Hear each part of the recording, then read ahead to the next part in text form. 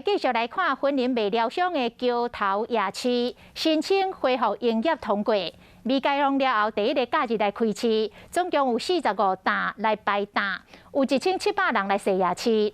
因为这个出入口只有一个，加上都爱实名制甲磅体温，所以伫个入口处出现着排队的状况。 为了桥仔头夜市未开放第一个休困日开市，因为有条件开放夜市来做生意，官府嘛特别派建设处的人员到现场巡查和加强宣导。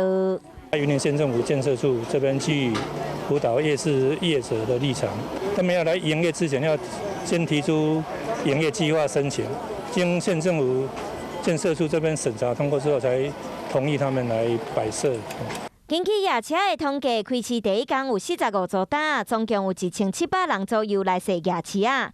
因为出入口敢若剩一个，民众入场爱实名制和量体温，所以入口有真侪人咧排队。阮工作人员也迫足济伫咧为咱遮人客来服务，像酒精啊，甲量体温，大拢有咧配合安尼。 2个月无出门摆档，业者讲真欢喜。虽然人客无过去遮尔济，不过至少会当做生意。会有影响，有差很多，就是至少还可以做。